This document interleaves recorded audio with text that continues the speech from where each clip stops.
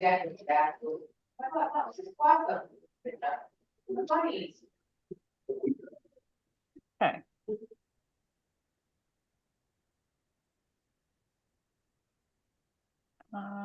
Okay, so I'm going to go ahead and read the meeting notice so we can get started, and hopefully it will not take us the entire time. So we will see what we see. Okay, so please be advised that on Wednesday, May 29th at 6 p.m., there'll be a strategic and capital planning meeting, finance subcommittee meeting of the Medford High School Comprehensive School Building Committee, held through remote participation via Zoom. The meeting is being recorded. The meeting can be viewed live on Medford Public Schools YouTube channel, through Medford Community Media on your local cable, which is Comcast channel 9, 8, or 22, and Verizon channel 44, 45, or 47. Since the meeting will be held remotely, participants can call or log in by using the following meeting number. It's 963-3633-4995. Questions or comments can be submitted during the meeting by emailing jennygraham@medford.k12.ma.us. Those submitting must include the following information: your first name and last name, your Medford street address, and your question or comment. So I will call the roll. Let's see, where did it go? Here we go. Member Graham here. Mayor Longo Kern, do not see her yet. Libby Brown. Here. And Aaron Olapade. Here. Larry Brown. Don't see Larry yet. Bob Dickinson.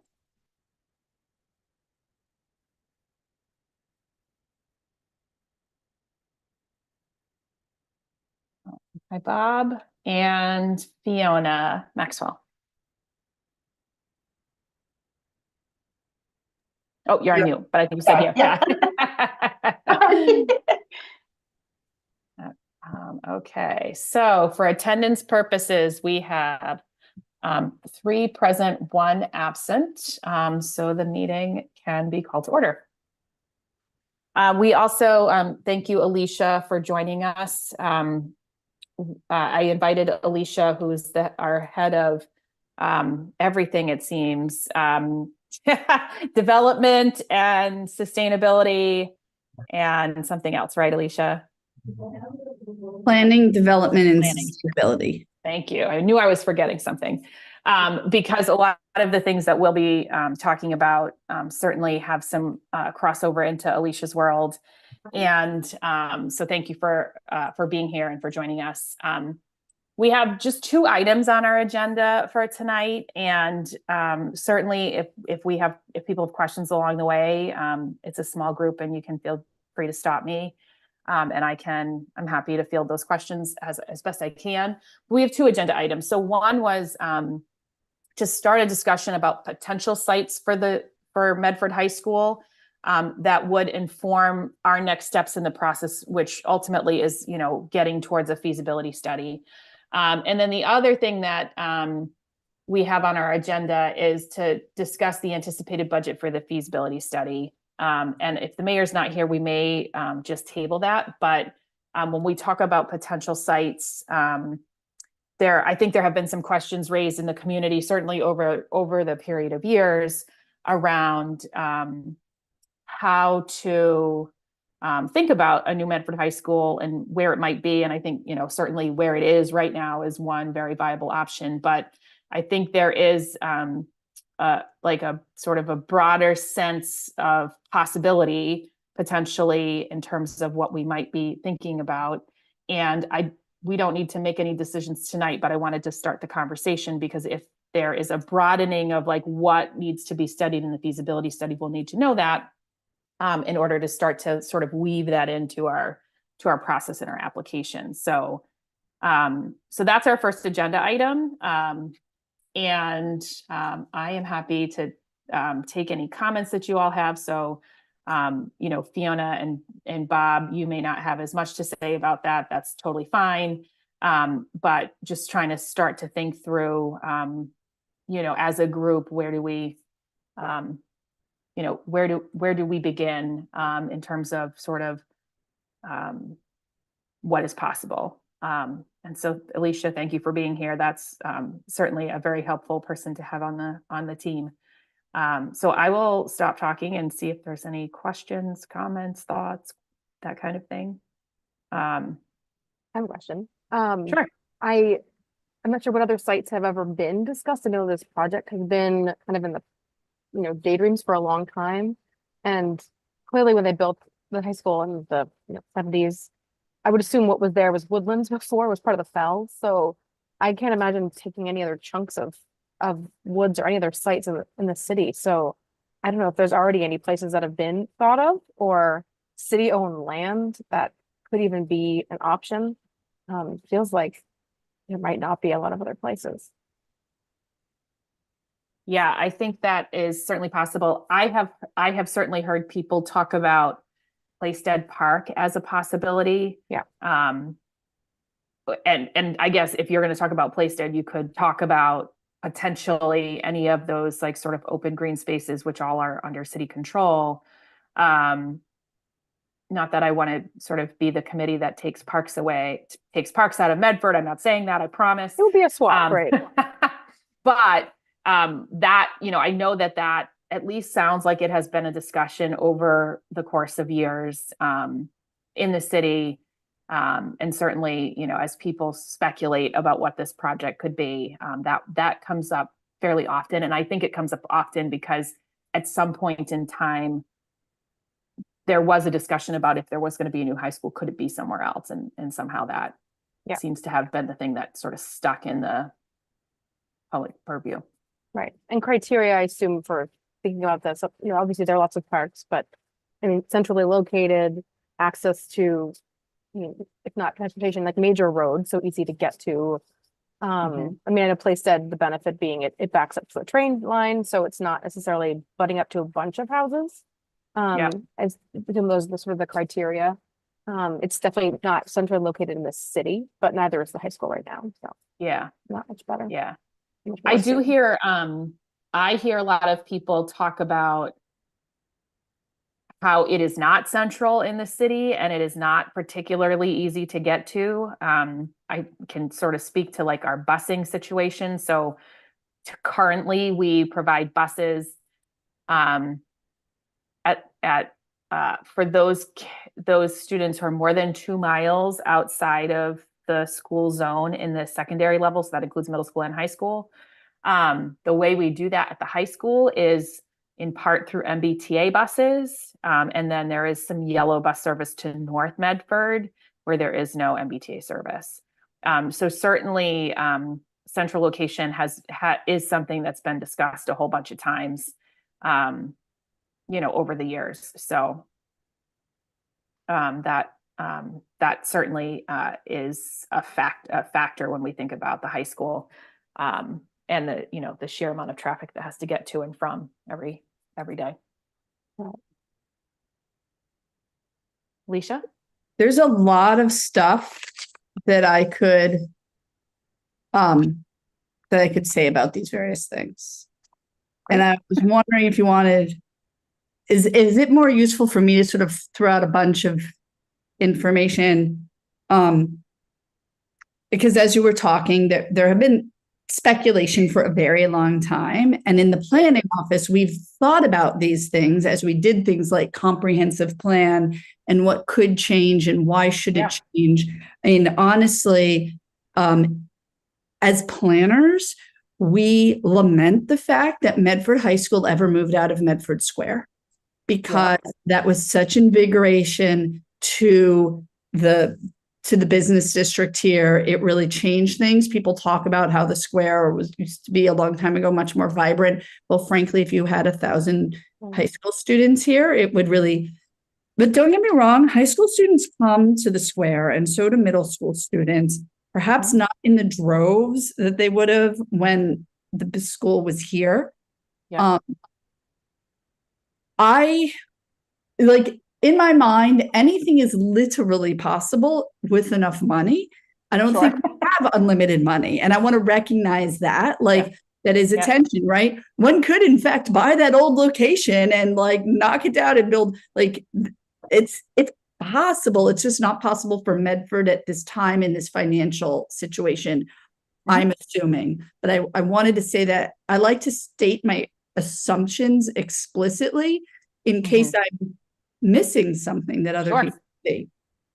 I do, when you mention the transportation issue, there are a couple of things that I should flag. No matter where in the city you put this, transportation is going to be an issue for North Medford because it's hilly, it's windy. MBTA doesn't get buses up there. I was literally talking to somebody from the state about that today, about why do our school buses fit but not MBTA buses, and they thought it might have to do with the clearance and how low to the ground the buses go, because that's why there's no MBTA. I mean, it's not the only reason, but there's actual, like, MBTA has said to us, we cannot run our large ADA buses through Fulton Heights. It doesn't literally work. So when you say, well, it's not accessible, the problem is it's always not going to be accessible somewhere. The MBTA system is not the best. And we do have a working group on transportation that is talking about the transportation issues. That's actually why I was talking to the state today. So we have some city councilors, Peter, and some, oh my gosh, Megan from the schools are meeting with us, along with some transportation companies, staff from my office, our traffic director, the Pam from the senior center, someone from West Medford Community Center. We're starting to try to talk about this, and we're talking to other communities. How do they do transportation? We're looking at grants around electric school buses and whether owning our own school buses would be cost effective and would also solve some of our transportation equity issues. So I'm not saying that we're definitely doing it, but we were going to look into it to see if, is this something that's worth proposing to the schools and to the city as something that could make sense. And we were, in fact, talking to the state today about technical assistance and grants for microtransit, which is what they call when you run your own little buses and stuff within the city. So it's all stuff we're looking into, and I wouldn't want to cite a new school just on transit, simply because you can move transportation. You really can, but once you pick a site for the building, that site is done. I pulled out our open space and rec plan, because one of the things that does do is that there is a map that has, and I'm sure I could get it online and point people to it, but at the moment I had a copy sitting on my desk.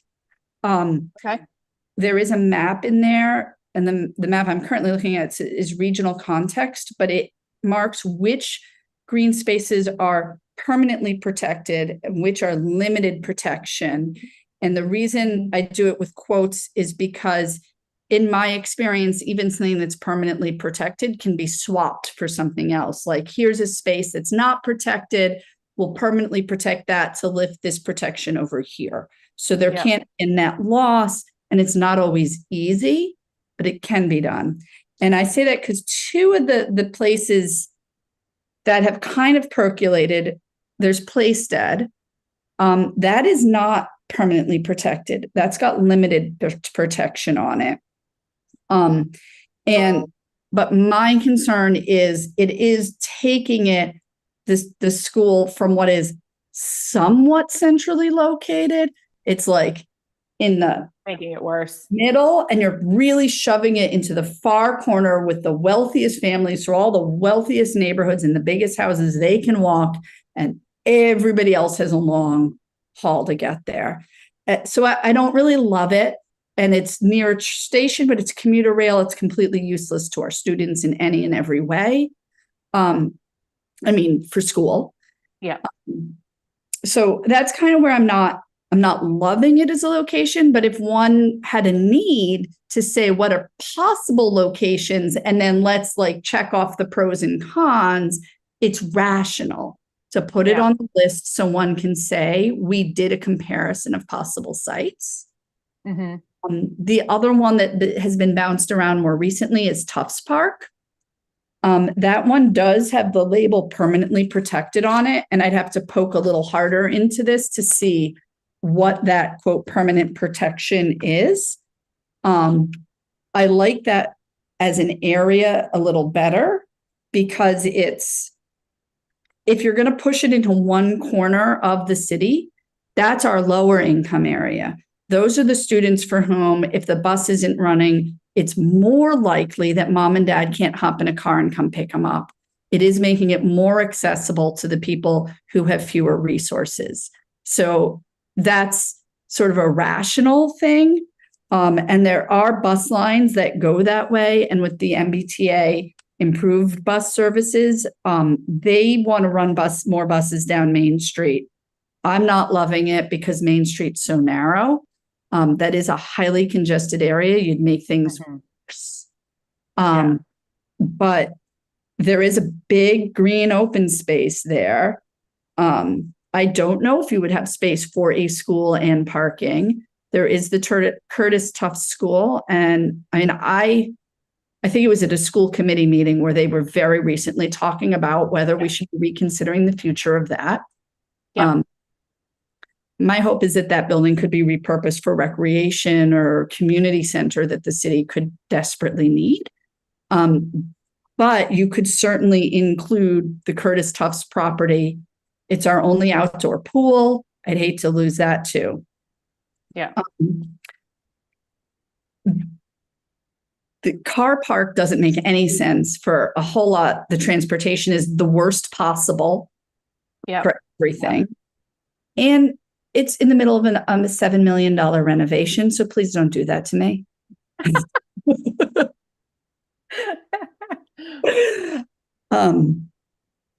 I'm not clear there are any other open spaces. There are commercial areas that we don't own. We did do some site survey kind of like assessments when we were looking for for the police station. When we cited the new police station where it is, we actually did do some due diligence about, are there other locations in the city where you could put a new police station? And in that case, we really came down to, even if we bought something, almost everything would not be as centrally located. And we were trying to see if we could get it out of floodplain areas. Property in Medford right now is really, really expensive. For us to purchase something doesn't seem reasonable in this climate. What about like Hormel, that area? I mean, I know that would involve moving Hormel, but that's... So Hormel is, it's more complicated protected. Its level of protection at this point is, we do have conservation restriction through the state and a federal conservation restriction on the whole. Is it on the whole property? Oh, you know what? We did not end up doing the federal conservation restriction. It was going to be part of the Clipper Ship. It was going to be our donation to the Clipper Ship connector, was to increase the federal restrictions. And it was, I think, approved on the city's end, but then the federal government the state didn't move forward with that piece of it. So you would have to deal with state conservation restrictions. When we built the schools, the Miglin and the Andrews, there was actually some conservation restrictions swap for the footprints of those. So those buildings are exempt from the conservation restriction. And then there's land over in River's Edge that has a conservation restriction in lieu of those two buildings, the footprints of those buildings. So there would need to be a conservation restriction put somewhere else. I'm wondering it's not completely irrational. I don't know I was just looking at a map to see size-wise. It would be tight. It would be that. and then you would be dealing with all the buses Already 3 schools there. Yeah. for 3 and the congestion of 3 schools worth of students all in one complex. I'm sorry to interject here. Here's a question. Has there been some thought at all about the moving of one of the middle schools that's in that area and replacing it with the high school? Because I know that I've spoken to some people in the community, and this is a question of my own, where if you're to have the high school be more centrally located, as we're talking about, let's say you were to replace it with the Andrews. Let's just say for the moment, you move the Andrews closer to the West Medford area, so you have both an elementary school in the Brooks, and then you have a middle school in the West Medford, slightly more North Medford area, for example, and then you have the kindergarten through high school, more central to South Medford located.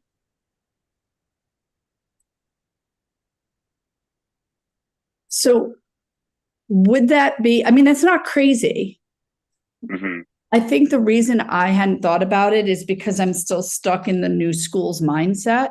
That building is too, I mean, and the reality is the reason we're looking at the whole electrification HVAC upgrade is because the building itself is too new to be saying, oh, we should replace it. It really is only 23 years old. Absolutely. Right. I mean, it's not a matter of, oh, we should just remove the building. Is it at all possible to, again, just as, because we're just, throwing out Hail Marys here, could you redo the Andrews, for example, and make it high school age student and that age appropriate, for example? Because I don't want to level the building or start from scratch. I think you're right. It's too new of a building to do what you would in theory do and start from the beginning. But could you use that as a foundation to say, we know how much space we've been using thus far for the Andrews. Could we work off of the standing foundation of the Andrews? That it holds 600 students. It's got a cafeteria that serves as their auditorium and a gym. Could you, basically what you would do is add on to that building, right? Like you've seen high schools where they have the old wing and the new wing. Mm-hmm. I went to school in a building that was an old school and a new school put together with a building in between them back in my town. You would have the issue, we would need more of the land around it. So you would need to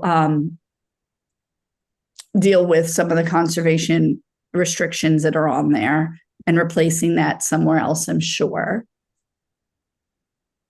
Yeah, in theory, the Glen would be almost better because it's just got more space that's not already green. Well, I mean, it has Farmel, but of course, then you're displacing 2 schools because the elementary school is there too. And yeah, I think that's have a new playground. Can't do that. I think that's partly why I was thinking that McGlynn wouldn't make as much sense, because to your point about the 2 schools, they have a bigger student population and they're having the new playground installed. Yeah. The Andrews, less students, but it's an older amount of the students are a different age grouping that wouldn't be that isn't and wouldn't be present if we were to keep the high school, for example, where it is. So if we were to have the Andrews be closer to the West Medford area, that would then mean you could have students be able to potentially stay closer to home, for example. That might not be a big thing we need to worry about right now, but I think the McGlynn might need to stay because of what it offers, even though the space itself is more consistent with what we would need to consider that choice. So, but what we would end up with would be the cost of doing a major addition and possibly renovation to the Andrews School. And you would have to rebuild some sort of, or renovate the existing. Yeah, you would still have the structural issues of the high school. Right? You still need to put a middle school up there. And yeah, you would be talking about 2 building projects, not 1 at that point. That makes sense. Okay. When we look at the high school, some of the questions that I've had, is it helpful? I can't do this without looking at a map and visualizing it. So I'm have it up on my screen. I don't know if anybody wants me to share it, but. Sure. Can you share, or do I need to let you share? You need to let me. Okay. Try that. Yeah. I need to be seeing it in order to, and then I think if I make my screen smaller like this, make that, trying to zoom in on this. Because I kind of look at this and I think I've had an understanding that the high school is very large for our population. And one of the concerns is that we are not going to get, like, there's square footage calculations that come out of MSBA. I'm not terribly familiar with them, but I look at this footprint and then I say, I assume we don't need to replace, or that we're not going to get a footprint that's this big. I don't know that.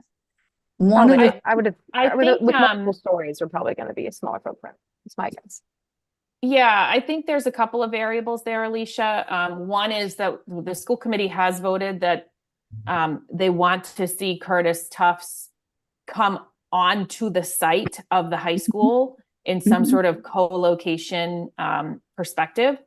So that's one thing that, and obviously that's like 20 kids. So it's not like substantive in terms of the number of students, but the space needs are very specific. And the other thing that is part of this grant is our early childhood programming. So there is a possibility of changing the amount of early childhood programming happening on the property in a way that would expand it. So the other thing that I think is like sort of dicey is like, once you throw in the vocational programming, the space conversation is completely different than the space conversation about a new high school. But MSBA, you're correct, will go through and they will size the building. They will size the enrollment, and then I believe the feasibility study will size the building based on that enrollment. And I assume at this point, everybody who's part of this conversation is familiar with the existing, what's here existing. I am extremely familiar with it from some of the work that I've been doing over the years. One of the things I've been wondering about is, could we do something where this is the pool in the gym, where we're able to keep the pool in the gym and then maybe build back here on the Field of Dreams. So somehow this becomes, you build a new front door or something, but this remains as part of the new building. That is something that I've wondered about. It's already built into a hill where it's, 3 stories here, and back here you are literally entering onto what is the 3rd floor if you walk to the front of the building. I think that's definitely something that we'll consider, because Edgerly is, you can even see it in the picture. You can see more rubber in the picture than grass. Wow. It's so we will, have to contend with that as well. But I think some of that, all of that can be studied. Anything about like the current space will certainly be part of the feasibility study. It's really just a question of like, where are those other possibilities? So, and doing this, are there any, it's if it's helpful for you all to know. So this is a field that is part of the school. This little area has recently been up for sale. And I was just contacted today by a developer who has the option to buy, and he wants to build, I want to say a subdivision of 8 houses here. I was hoping that maybe I couldn't imagine though that the city could have moved fast enough to try and buy that property. But if anybody hears talk about it, apparently it used to be a horse farm. So. I think that if we're staying on the same site, which I think is entirely feasible, there'll be a fair amount of using either one of those 2 open spaces, even if just temporarily while construction happens. I think it would probably be better to build onto the existing parking lot that's down, right when you pull in, just so that when you arrive, you're arriving at a school, at a front door, and maybe move parking to another location, or it moves once you take something else down. But there's enough swing space in here to build and then take down or renovate to make this site work. I'm sure of it. It's definitely more tricky than a new separate site, since we're obviously not going to move students somewhere else temporarily, but it's doable. Yeah. Right. Well, and moving things around during construction becomes really tricky with our vocational program. So all of that will Yeah. be part of the feasibility study as well. But just to say, like, it's not the same as like moving a classroom. It's true. It's an entirely different sort of undertaking. So that's something that we'll have to consider as well. So yeah. So Alicia, are there any other spaces that come to your mind? I think this is a perfectly fine working list, by the way. Right. And I was just sort of like, as we go across here, like there are these commercial industrial areas. The other thing that I don't see how the city could do it, but we own this parcel and this parcel here in the middle of Medford Square and this one. And there are active plans. We have literally signed a contract in the last few days with the consultant to help us put these out to bid, to put housing, ground floor commercial housing on these properties, with the assumption that we would also build a parking garage over here. And we have vision and ideas. This is a parking garage that we feel is highly underutilized, but it's privately owned.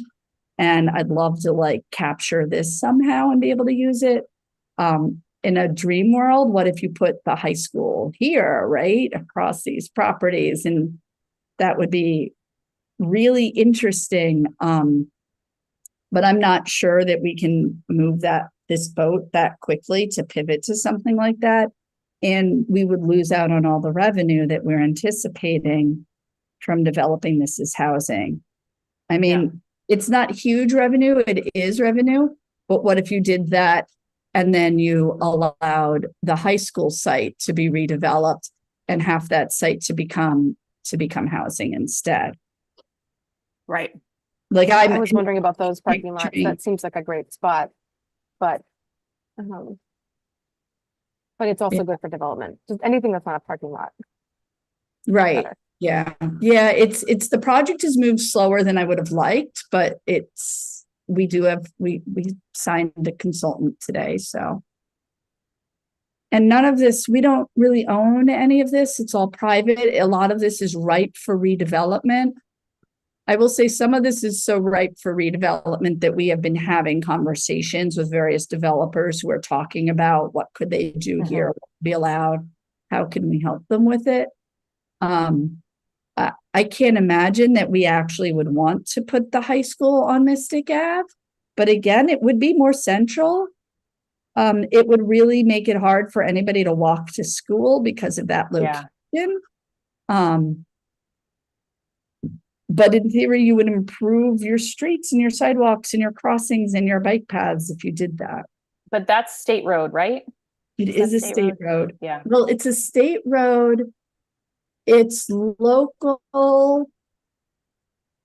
from about, I forget exactly. When I'm on it, you can tell where it drops. Oh, here.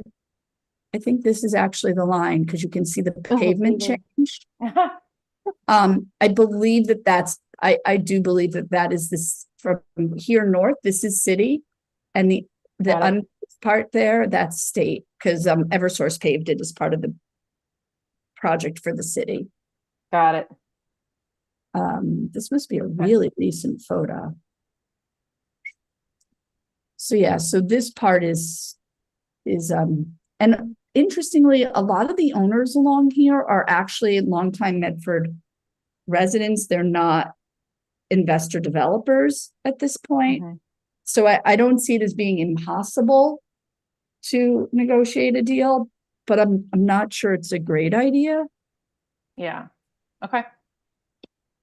Good I to just know. feel like it's better to be thorough and to say we thought about it, we talked about it, and this area, this is all owned by I'm going to call him an investor developer.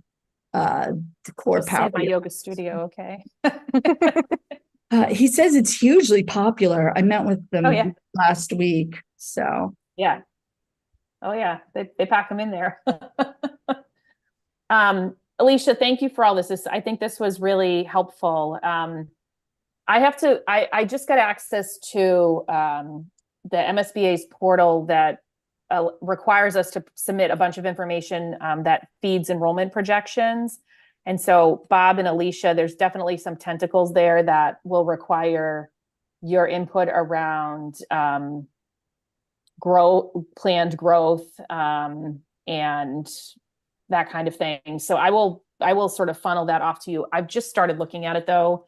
I'm not sure. I don't think there's anywhere where we have to sort of describe this just yet, but perhaps it has to be described in the RFP when we are at the point of like going out either to the OPM or out to the actual feasibility study. So hard to say like exactly when this information will be useful, but I think it's sort of on the minds of lots of people. So I'm glad that we had the conversation because now I can assure people that we are talking broadly about all the possibilities and, you know, really thinking through all of that. So I think that was very helpful. Thank you. The other item on our agenda for tonight is to start to talk about the anticipated budget for the feasibility study. So, and you know, I can talk a little bit about next steps. So before we can get out of the eligibility phase, we have to, the city has to authorize a feasibility, the cost of a feasibility study, and demonstrates MSBA that we have the money, whatever that mechanism is, and you know, an amount. So that I know I have been talking to the mayor about that, and I believe her plan is to use free cash. At least that's where she was at the last time I spoke with her. So we won't need to take a vote to do a bond or a debt exclusion, but the council will have to take some sort of vote that authorizes its use. And it needs to be in a pile that is demonstrable for the MSBA in order for them to sort of flag us into the next phase. So procedurally, that's what needs to happen. As I've been talking to people about sort of what the budget needs to be, I've heard, you know, a variety of numbers between $2.25 and $3 million for the feasibility study. Roughly half of that, a little bit more than half, it sounds like, would come back to us eventually in this process. If we get all the way through with MSBA, they do credit you back the same thing as your reimbursement rate. And when we had our kickoff call with them, I think they said our reimbursement rate was like 52.7 or 52.69 as of that day. So it changes, apparently it can change all the time. But 52% of that would come back eventually, but the city has to put the money up front to do the feasibility study. The other thing that was raised to my attention was that, and actually we took a tour of Arlington High School, and they're in the middle of their project. So part of the building is open, part of it is not. And they said something sort of related, which was, we're still learning how to use this building. And there's all kinds of things that happen in the building where they're like, oh, there's something wrong with the building. And it just turns out like they don't know how to use the building. Like the entire infrastructure of the building is different than what they're used to. And so they're very much in this like learning process. So our CFO at the schools said that it's not uncommon for districts to, in addition to bringing on the OPM and ultimately the designer, to bring somebody on the district side to ride sort of side saddle with the project and really intimately understand all of the various components of the build and how it works and how it's envisioned to work and how the plan changed to the actual and all of that from a facilities maintenance perspective. And that's a job that's sort of bigger than like the director of facilities just being able to do that in addition to all the other things that he does already. And that Jerry was saying that the other thing we might consider is, and I need to connect back with him on this, but the other thing we might consider is making sure that set aside funded this position that sort of helps us like sort of smooth that out and bridge the gap over time. So that's sort of another thing that we need to think about in terms of funding. So you know, by all the accounts that I've heard, somewhere between 2.5 and 3 is probably the right amount of money based on all the things that have to happen. But Bob and Fiona, I wasn't sure whether you had resources that you could tap into in terms of other procurements, and the budgets being set for communities like ours, for these processes that might help inform that ultimate number that needs to be set aside. And I don't know what sort of digging and investigating you all have done in your free time on this up till now. And I don't know, you know, sort of how you are connected to other communities, but I wanted to give you some space to talk to us about what those, you know, where you might have information that could plug into that, or even Alicia, if you have those connections, like how can we sort of leverage the city side and talk about all of that as well, sort of actively.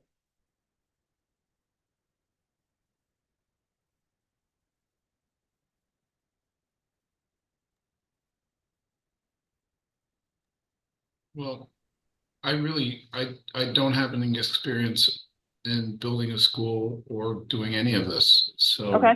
I really don't know. Okay. Nantucket built a new intermediate school 6-7 years ago. So I could call up my buddy Martin and see if he knows anything about it. But again, it's that, you know, that process. We had, you know, Nantucket had the land, they knew where they were building it, and the entire budget for it was 1/10 of what we're talking here. So there's a big I'm difference not between sure. the middle school and the high school. Also, then you have building on Nantucket, which is entirely different than building here. Yeah. You know, the Nantucket thing is that I think probably a good 10% of the cost of building the new school was simply staging costs for the contractor to get equipment and people over here and rent housing for the people to build it, which would be slightly different than it is in Medford, where, you know, hopefully there's somebody around here with a crane. If you know what I mean. So a few cranes. Yeah, no, I could talk to Martin about it. I mean, I think that Nantucket is a very different place for all those reasons you cite. I don't know, Fiona, if you are connected to other purchasing folks that might have some light to shed. And Libby, I know you sort of work in this space. If you have any light to shed. So it's really just more to sort of get the juices flowing and thinking about before we go too far. I do have a group, maybe some surrounding communities. I think you mentioned Arlington more recently. Yep. I know Somerville, you know, is also another community that has done a new high school. Yep. I think of Stoneham in the last few years, which is a little different. It's a town a lot smaller. And I have a pretty good relationship with the procurement officer in Stoneham as well as Somerville. So I can certainly reach out to some of the group and see you know, how things worked with them. I'm going to just say this similar to Bob. I don't have a lot of experience, you know, building a new school other than the community that I lived in, but that was on the different side of it. So, so this is, something I can definitely, I haven't done that yet, but I can certainly. Okay.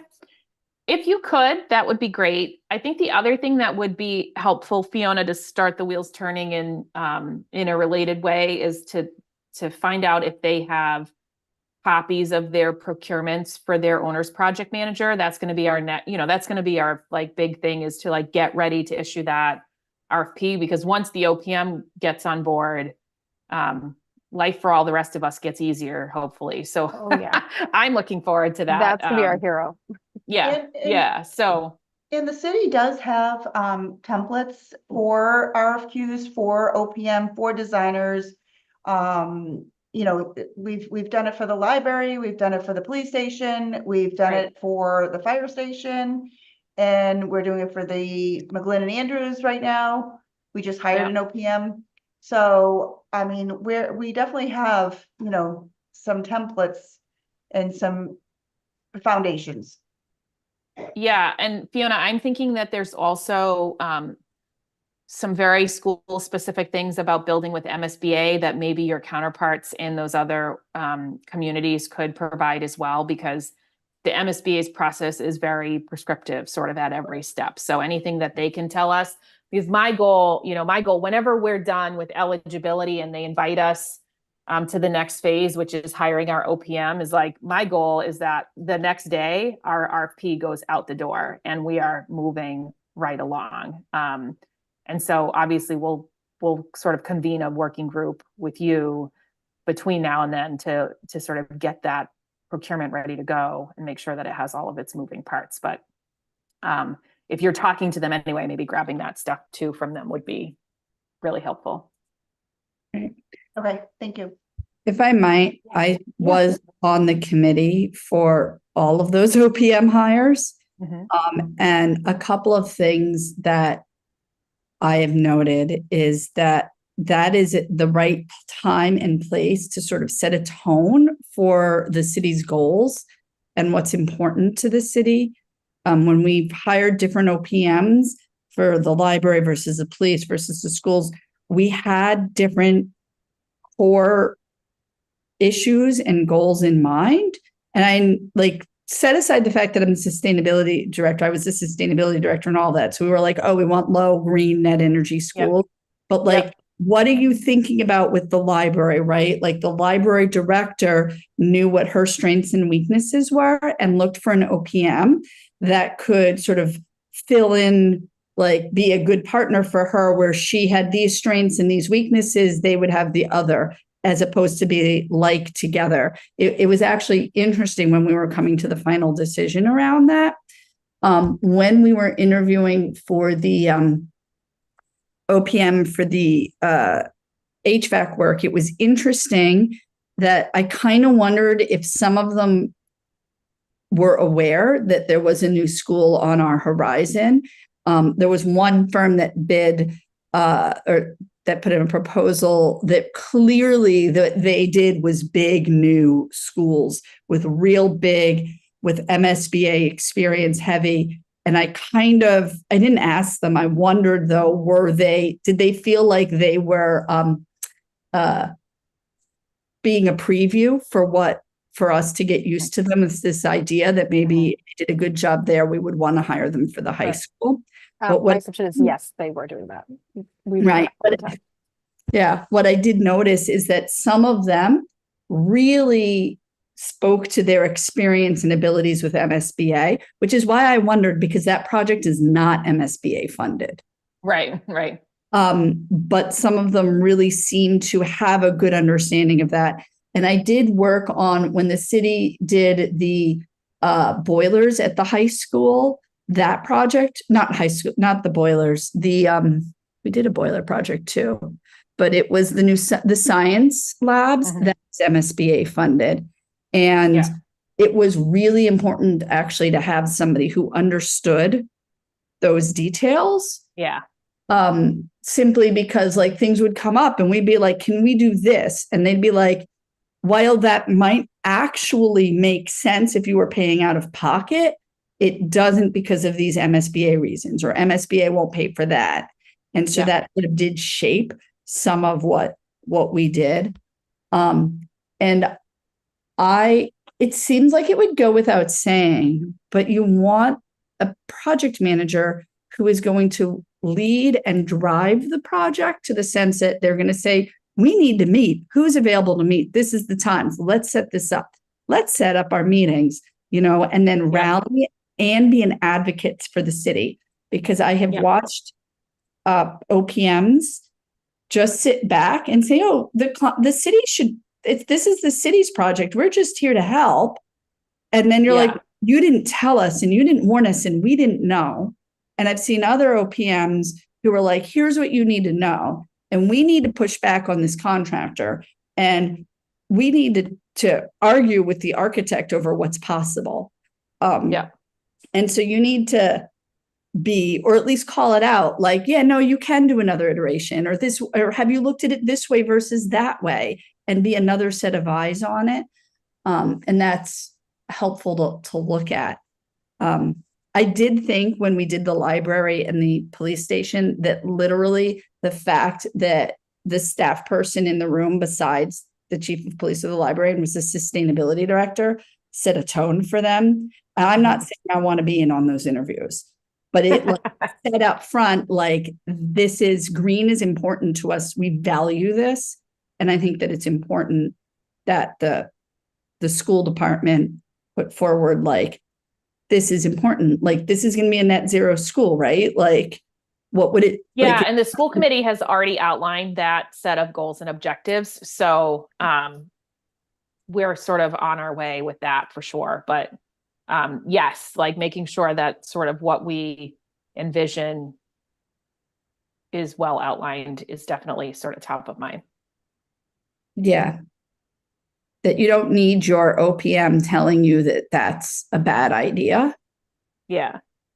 I've had them say it. Like, I know. No, I worked for OPMs a lot. Or, I mean, I obviously have a client, but the OPM kind of is between us and in a good way, helping things along. And you need to make sure that their vision aligns with our vision, City of Medford's vision, because oftentimes they're very experienced and they have been doing this for a long time and they kind of know how to do things or how they've done things, which makes sure they know how we want to do things in the future. Yeah. That'll be very important. I don't Excellent. know how you set your budget for a feasibility study, but I think going to the other cities, I mean, I get this question all the time. Alicia, you did this plan or this kind of project. Can you tell me about it? What did these things cost? Can you give me the RFQs you used? Can you tell me what the bids were? Like, there's a lot of stuff that Fiona will know what is legally public record. So it's fine for us to ask other communities for this information.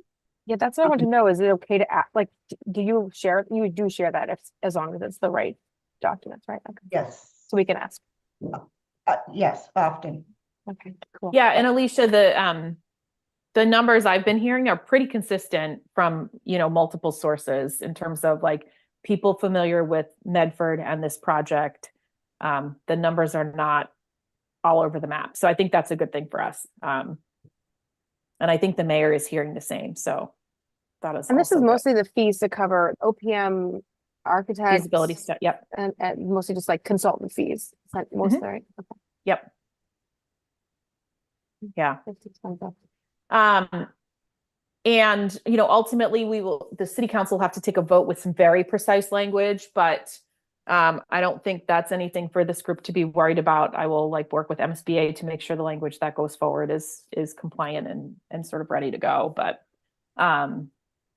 yeah, I think those were our 2 agenda items. So thank you all for joining. 6:55. We're done early, so hopefully you can take your hour back.